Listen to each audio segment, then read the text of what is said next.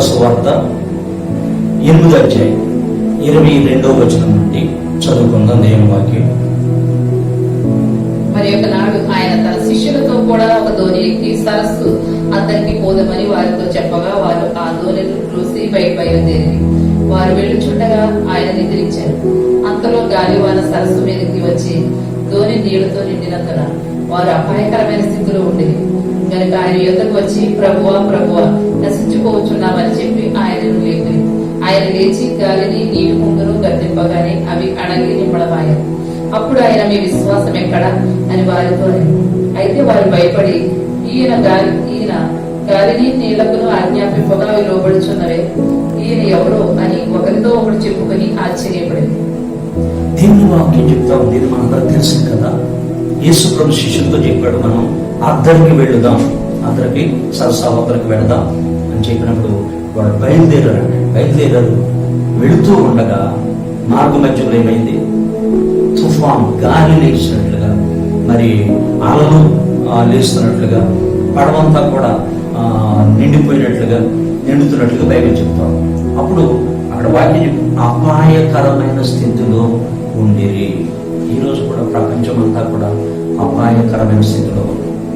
భయంకరమైన తెగులు, ఇంకొక వైపు కరువు, ఇంకొక వైపు భయంకరమైనటువంటి పనులు లేక ఇబ్బందులు, ఇరుకులు, సమస్యలు, ఇప్పుడు ఏమైతుందో తెలియనటువంటి ఈ అపాయకరమైన స్థితిలో మనం ఎలా ఉన్నాం? ఈరోజు మన విశ్వాసం ఏంటి చూద్దాం. బైబిల్ చెప్తా ఉంది, వెంటనే శిష్యులు అంటండి యేసు ప్రభు దగ్గరికి వచ్చి లేపుతూ ఉన్నారు, అయ్యా ప్రభువా ప్రభువా మేము నశించిపోతూ ఉన్నాం. ఏమండి ఏమన్నారు? మేము నశించిపోతూ ఉన్నాం. యేసు ప్రభు 2 విషయాలు చెప్తారు. ఒకటి, మనం అవతలకి వెళదాం, అది ఆజ్ఞ, లేదా అదొక మాట. ఏమండి దేవుడు మాట ఇచ్చినప్పుడు అది ఖచ్చితంగా నెరవేరుతారు. అవతల ఒడ్డుకు పెడతారు అంతే కదా. మధ్యలో ఆ ప్రయాణం ఆగిపోదు, మధ్యలో విరమించడు. రెండోది, ఆయన కూడా ఉన్నాడు వాడితో కదా. వెళదామని చెప్పి ఆయన ఆగిపోలేదు, మాట ఇచ్చాడు. రెండోది, వారితో పాటు ఆయన కూడా బయలుదేరాడు. ఆయనేమో ప్రశాంతంగా నిద్రపోతా ఉన్నాడు, వీళ్ళు మాత్రం ప్రభువా ప్రభువా నశించిపోతూ ఉన్నాం. ఒక్క మాట, ఈ మార్కు కూడా ఇదే సందర్భాన్ని రాసు ఏమన్నాడో చూద్దాం. మార్కు సువార్త 4వ అధ్యాయం కూడా చూసినట్లయితే 35వ వచనం. మార్కు సువార్త 4వ అధ్యాయము 35వ వచనం చూద్దాం. అదినమే సాయంకాలమైనప్పుడు ఆయన అద్దరికి పోదమని వారితో చెప్పగా వారు జనులను పంపివేసి ఆయనను ఉన్న పాటున చిన్న దోణిలో తీసుకుని పోయి ఆయన వెంబడి మరికొన్ని దోణిలు వచ్చాయి. పెద్ద తుఫాను రేగి ఆయన ఉన్న దోణి మీద ఆరు పుట్టినందున దోణి నిండిపోయింది. ఏంటంటే బైబిల్ ఇక్కడ మార్క్ ఏమని రాస్తున్నాడంటే, పెద్ద తుఫాను వచ్చిందంట చిన్న దోణి మీద. ఆయనను ఒక చిన్న దోణిలో తీసుకువెళ్తున్నట్లుగా బైబిల్ చెప్తాను. రెండోది, ఆయనతో పాటు ఆ దోణితో పాటు ఇతర దోణులు కూడా బయలుదేరినట్టుగా వాక్యం చెప్తాం. కానీ మార్క్ అంటున్నాడు, ఆయన ఉన్న దోణి మీద గాలి తుఫాను రేగిందని బయట చెప్తాం. జాగ్రత్తగా ఈరోజు ఎవరమైతే ఆయనను అంగీకరించామో, ఆయనను మన ప్రభువుగా, మన రక్షకుడుగా, మన దేవుడుగా మనం స్వీకరించామో, తప్పకుండా మనకే ఇరుకులు వస్తూ ఉంటాయి, మన మీదకి గాలి తుఫాను వస్తూ ఉంటుంది, మనకి శోధనలు వస్తూ ఉంటాయి, మనకి సమస్యలు వస్తూ ఉంటాయి. ఆయన ఉన్న దోణి మీద తుఫాను లేస్తారు. భయపడద్దు, ఆయన ఉన్నాడు, ఆయన మాట ఉంది కదా. ఆయన మాట ఇచ్చాడు మనకి, అందరికి పోదాం అంటే ఖచ్చితంగా చేస్తాడు. మనల్ని మధ్యలో విడిచిపెట్టాడు, మధ్యలో ఆగేయడు. ఆయన మనల్ని ఖచ్చితంగా అవతల ఒడ్డుకి ఆయన చేరుస్తాడు, సమర్థుడా. రెండోది, ఆయన మనతోటే ఉన్నాడు కాబట్టి భయపడాల్సిన పని లేదు. నశించిపోమను, ఒకవేళ నశించిపోవడం అంటూ మొదలు పెడితే ఆయనతోటే ప్రారంభమవుతారు. ఎందుకంటే బైబిల్ చెప్తా ఉంది, ఆయన పడవ అమరమున నిద్రపోతూ ఉన్నట్లుగా బైబిల్ చెప్తాం. అంటే మునగడం అంటూ మొదలు పెడితే ఆయనతోటే ప్రారంభం. నశించిపోవడం అంటూ ప్రారంభమైతే ఆయనతోటే ప్రారంభమైంది. కాబట్టి ఆయనతో మీదే తుఫాను వచ్చింది, ఆయనతోటే ప్రారంభమైంది. నువ్వు నేను భయపడాల్సిన పని లేదు. ఆయన నిశ్చింతగా ఉన్నాడు, మనం కూడా నిమ్మడంగా ఉందాం. ఈ భయంకరమైనటువంటి పరిస్థితులు నిన్ను నన్ను గందరగోళానికి, ఆందోళనకి గురి చేయడానికి వీల్లేదు. మనతో ఆయన ఉన్నాడు, మన ధోనిలో ఆయన ఉన్నాడు, ఆయన వాగ్దానం ఉంది. ఈరోజు నీకు ఈ సంవత్సరం ఏ వాగ్దానం చేశాడని ఒకసారి జ్ఞాపకం చేసుకో కదా.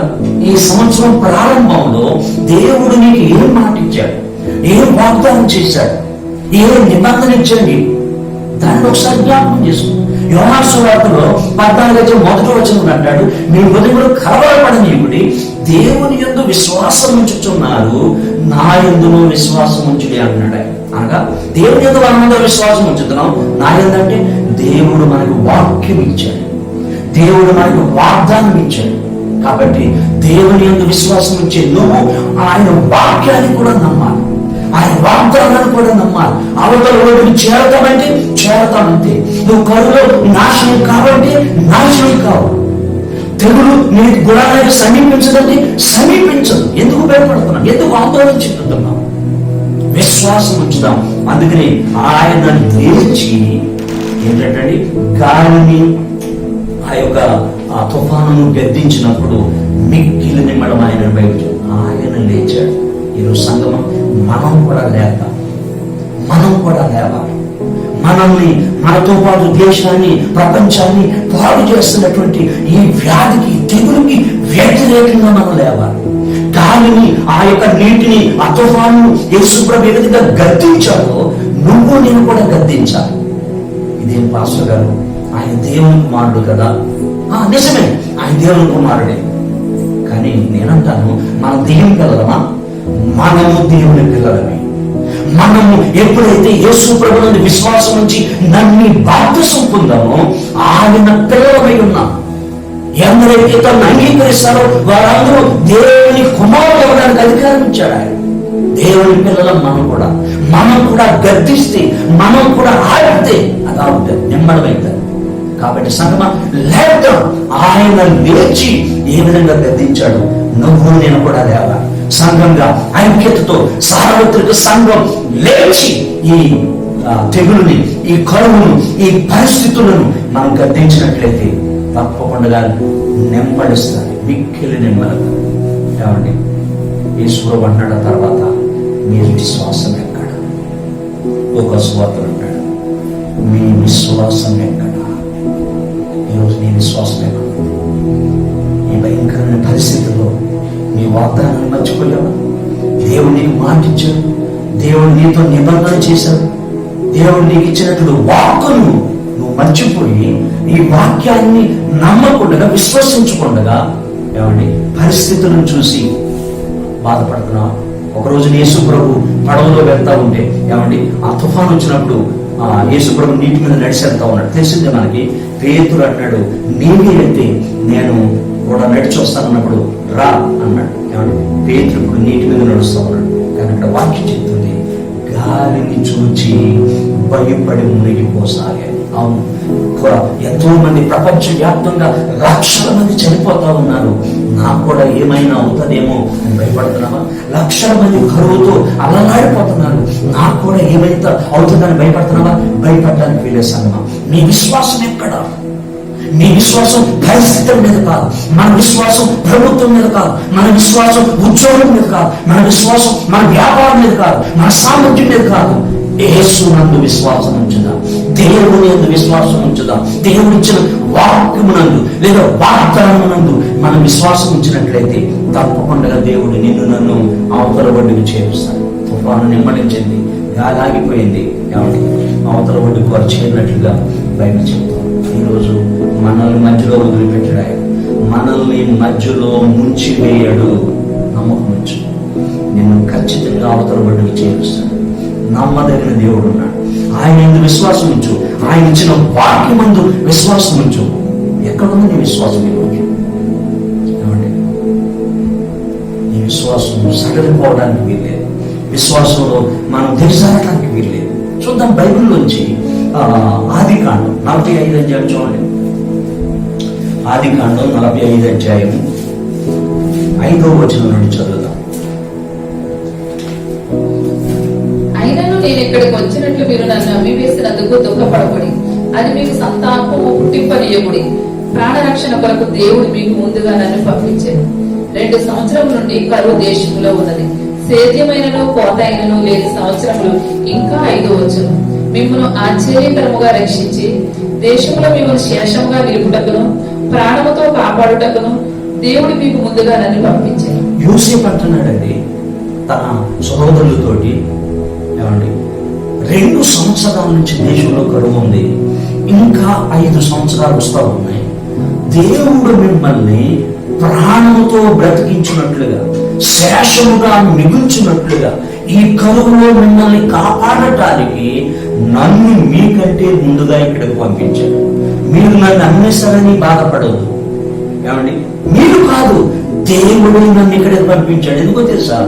మిమ్ములను ప్రాణాలతో రక్షించడానికి. జాగ్రత్తమైన సంగమా, దేవుడు మన ప్రాణాలు తీయడు. రోగాలతోటి, తెగుళ్ళతోటి, కరువు చేత మనము నాశనము కాము. యోసేపు అంటున్నాడు, మీరు ప్రాణములతో రక్షించబడినట్లుగా ఈ కరువు నుంచి కాపాడటానికి మీకంటే ముందుగా నన్ను, అంటే దేవుని యొక్క ప్రణాళిక ఉంది. అవును, నేనంటాను ఈరోజు మన పట్ల కూడా దేవునికి ఒక అద్భుతమైన ప్రణాళిక ఉంది. ఈ కరువులో, ఈ యొక్క తెగుళ్ళ మధ్యలో, ఈ లాక్డౌన్ మధ్యలో దేవుడు మనందరి పట్ల ఒక అద్భుతమైన ప్రణాళిక కలిగి ఉన్నాడు. అది నువ్వేదో గ్రహించగలుగుతున్నాం. యోసేపు గ్రహించాడు, అందరూ గ్రహించలేకపోయారు. ఈరోజు యోసేపు వలె మన పట్ల దేవుని యొక్క చిత్తం, మన పట్ల దేవుని యొక్క ప్రణాళిక ఏమైందో నువ్వు నేను గ్రహిద్దాం. ఈ సందర్భాన్ని గురించి స్టెఫను ఒక అద్భుతమైనటువంటి సాక్ష్యం ఇస్తా ఉన్నాడు. అపోస్తలుల కార్యంలో చూద్దామండి. అపోస్తలుల కార్యంలో 7వ అధ్యాయం 17వ వచనం చదువుతాం. 7:17.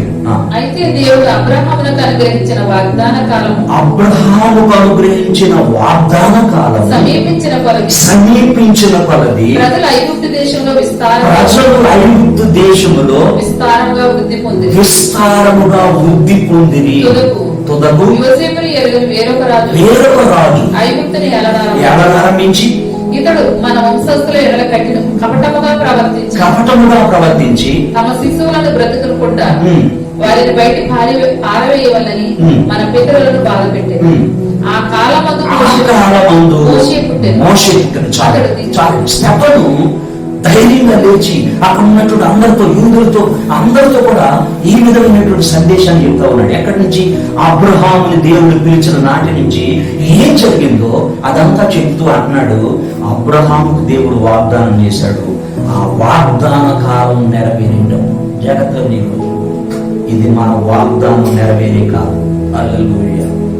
దేవుడు ఈ వాగ్దానాన్ని నెరవేర్చడానికి మనల్ని ఈ పరిస్థితులు కూడా తీసుకువెళ్తా ఉన్నాడు.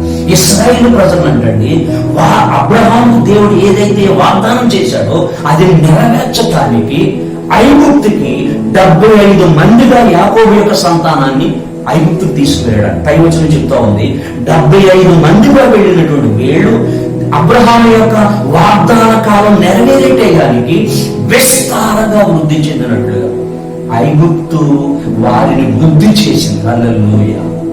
అవును, భయంకరంగా హింసించాలని బైబిల్ చెప్తాం. నిర్గమాకాండం శ్రమ పెట్టిన కొలది వాళ్ళు ఏం చేశారంటే విస్తారంగా వృద్ధి చెందారంట, అభివృద్ధి చెందినట్లుగా. అవును, ఈ శ్రమలు, ఈ లాక్డౌన్ మనల్ని అభివృద్ధి చేస్తా ఉంది. ఇది దేవుని యొక్క ప్రణాళిక. నీ వాగ్దానం నెరవేరే కాలం దగ్గరికి వచ్చింది. అబ్రహాముకు చేసిన వాగ్దాన కాలం నెరవేరినప్పుడు యోసేపుని ఏ విధంగా ఐగుప్తుకు పంపించి ఈ 77 మందిని ఐగుప్తు తీసుకెళ్లి అక్కడ విస్తారంగా వర్ధన చేసి మళ్ళా ఆ కాలం నిండిన తర్వాత అమాలేకుల యొక్క లేకపోతే వారి యొక్క అక్రమము నిండిన తర్వాత బైబిల్ చెప్తుంది కదండి, తిరిగి మరలా మోషేని దేవుడు వారికి అనుగ్రహించాడు. ఆ కాలమందు మోషే జన్మించాడు. ఇదంతా దేవుని యొక్క ప్రణాళిక. ఇశ్రాయేలీయులు ఐగుప్తులో వర్ధిల్లాలి, తిరిగి అక్కడ యోసేపుని ఎరగని రాజు రావాలి, వాళ్ళని హింస పెట్టాలి, వాళ్ళని బలవంతంగా వీళ్ళని బయటికి రావాలి. మోషే వారిని విమోచించాలి. దేవుని యొక్క ప్రణాళిక. ఈరోజు మన పట్ల కూడా అద్భుతమైన ప్రణాళికలో ఉన్నాం, దేవుని చిత్తంలో ఉన్నాం. భయపడద్దు. మీ విశ్వాసం ఎక్కడ వస్తుంది? మనం మీ పరిశీలన చేసుకుందాం. మన విశ్వాసం ఎక్కడ? దేవుని యందు ఉంచండి, దేవుని యొక్క వాక్యం యందు ఉంచండి, ఆయన వాగ్దానాన్ని నమ్మండి. అబ్రహాము గురించి యాకోబు అంటున్నాడండి, ఒక చక్కటి స్టేట్మెంట్ ఇస్తా ఉన్నాడు. ఇది చూసి మనం ప్రార్థన చేసుకున్నాం. చూడండి, యాకోబు పత్రిక 2వ అధ్యాయం 19వ వచనం చదువుదాం. దేవుడు ఒక్కడే అని నీవు నమ్ముచున్నావు. అలాగు నమ్ముట మంచిదే. దయ్యములు నమ్మి వణుకుచున్నవి. వ్యర్థుడా, క్రియలు లేని విశ్వాసం నిష్ఫలమైనదని నీవు తెలుసుకొని కూర్చున్నావా? మన పితరుడైన అబ్రహాము తన కుమారుడైన ఇస్సాకు బలిపీఠం మీద అర్పించినప్పుడు క్రియల వలన నీతిమంతుడిగా తీర్పు పొందలేదా? విశ్వాసం అతని క్రియలతో కూడా కార్యసిద్ధి కలుగజేసి క్రియల మూలముగా అతని విశ్వాసము పరిపూర్ణమైనదని గ్రహించుచున్నాము. ఏంటంటే దేవుడు నమ్ముతున్నాం, మనం దేవుడు ఉన్నాడు అంటున్నాము, కానీ క్రియలు ఏమండి? పరిస్థితి వచ్చేటప్పటికి భయం, ఆందోళన, ఏమండి అవిశ్వాసం, సందేహం. ఈ మధ్యలో నాకు ఒక రకమైన బెదిరింపు వచ్చిందన్నమాట కదా. ఎక్కడ మన విశ్వాసం? శోధన వచ్చినప్పుడు, శ్రమ వచ్చినప్పుడు, ఇటువంటి క్లిష్టమైన పరిస్థితి వచ్చినప్పుడు మన విశ్వాసం ఎక్కడ ఉంటాం? నా స్నేహితుడు ఆయన ఫోన్ చేశాడు, బ్రదర్ మీకోసం పొద్దుటే నేను ప్రార్థన చేస్తున్నప్పుడు దేవుడు నాతో మాట్లాడాడు. కీర్తన గ్రంథం 31 అధ్యాయం చదవండి బ్రదర్, నన్ను బలపరిచాడు, దేవుడు మిమ్మల్ని కూడా బలపరుస్తాడని నా స్నేహితుడు ప్రోత్సాహపరిచాడు. అలాగే మన సంఘస్థురాలు ఒక సహోదరి ఫోన్ చేసి అంట, నాన్న మీ జీవితంలో దేవుడు ఎన్నో గొప్ప కార్యం చేశాడు, ఇప్పుడు కూడా ఆయన ఏదో గొప్ప కార్యం చేయబోతున్నాడు, విశ్వాసం ఉంచండి ఆమె కూడా ప్రోత్సాహపరుస్తుంది. అవును, ఈరోజు మిమ్మల్ని కూడా ప్రోత్సాహపరుస్తున్నాడు. అబ్రహాము దేవుని నమ్మిను, అది అతనికి నీతిగా ఎంచబడినట్లుగా బైబిల్ చెప్తాం. క్రియల చేత అతని విశ్వాసం పరిపూర్ణమైనట్లుగా బైబిల్ చెప్తుంది. ఈ రోజు సంగమా, ఈ క్లిష్ట పరిస్థితిలో నీ క్రియలు ఎట్లా ఉన్నాయి? అది నా ప్రశ్న. ఏం చేస్తున్నాం? మన విశ్వాసం క్రియలతో కూడినదై ఉండాలి. అందుకే రాహాబును గురించి కూడా చెప్తున్నాడు ఆయన. యాకోబు రాసి ఏమంటాడంటే, రాహాబు ఈ పంపినటువంటి వేగులు వారిని దాచిపెట్టి వారిని కిటికీ గుండా వేరే మార్గమున దింపి విశ్వాసము ద్వారా తన క్రియల వలన నీతిమంతురాలుగా తీర్చబడ్డదని చెప్తూ ఉన్నాడు. అవును, ఈ రోజు ఈ పరిస్థితుల్లో విశ్వాసం ఉంది, దేవుడు నమ్ముతున్నాను, దేవుడు ఉన్నాడని చెప్పడం కాదు, యాక్షన్ ఉండాలి నా జీవితంలో. అది నేను చెప్పేది. క్రియలేవి ఉన్నా, విశ్వాసం ఉంది, కానీ విశ్వాసము ఒట్టిగా ఉంటే మొత్తము అని బైబిల్ చెప్తాను. విశ్వాసం ఏం చేయాలంటే క్రియారూపంలో, అనగా ఫెయిత్ యాక్షన్ లోనికి రావాలి, యాక్టివ్ ఫెయిత్ కావాలి. ఈరోజు క్రియలు లేకపోతే నీ విశ్వాసం మొత్తం మన సంగతి మర్చిపోవద్దు. కాబట్టి ఈ కలుగులో నీ క్రియలు ఏంటి? అబ్రహాం క్రియ ఏంటో తెలుసా? దేవుడు అన్నాడు, నీ ఏకైక కుమారుని ఇచ్చేమన్నాడు, ఇచ్చేశాడు, బలిపీఠం మీద పెట్టేశాడు. అది క్రియ. మరి నీ క్రియ ఏంటి? రోజు విశ్వాసం ఉందండి, సరిపోదు సంగమా. విశ్వాసము మన క్రియలతో కూడా పరిపూర్ణమవుతుంది, నిష్ఫలం కాదు అని బైబిల్ చెప్తాం. క్రియలు లేని విశ్వాసం నిష్ఫలమైంది. కాబట్టి క్రియలు చేద్దాం. దేవుడు ఉన్నాడు మన పక్షంగా, దేవుని యొక్క వాక్యం ఉంది, వాగ్దానం ఉంది. విశ్వాసంతో నమ్మి మనము అవతల ఒడ్డుకి చేరదాం. తప్పకుండా దేవుడు నిన్ను అవతల ఒడ్డుకి చేరుస్తాడు. దేవుని మాటలు దీవించను కాక. పరిశుద్ధుల నీ వందనాలు, స్తోత్రాలు నాయన. విన్న వాక్యాన్ని మా అందరి హృదయాలు ఫలింపచేయండి. మీ విశ్వాసం ఎక్కడ అని అడుగుతూ ఉన్నాం నాయన. అవును ప్రభువా, మా విశ్వాసాన్ని రుజువు చేయడానికి సహాయం చేయండి. క్రియల ద్వారా మా విశ్వాసం పరిపూర్ణం చేయమని ప్రార్థిస్తూ ఉన్నా. అయ్యా, అబ్రహాం జీవితంలో నువ్వు చేసావు నాయన, రాహాబు జీవితంలో నేను చేస్తావు, అట్లాగే మా జీవితంలో కూడా చేస్తావు. శిష్యులు కూడా ఆ యొక్క తుఫాను నుంచి తప్పించావు. ఈ తుఫానులోంచి, ఈ భయంకరమైన అపాయకరమైన స్థితి నుంచి మమ్మల్ని కూడా కాపాడతావు. నమ్ముతూ నీవిచ్చిన వాగ్దానాన్ని బట్టి, మాకు ఇచ్చిన వాక్యాన్ని బట్టి నేను స్తుతిస్తూ యేసు నామమున ప్రార్థన పెట్టుకుంటున్నాను.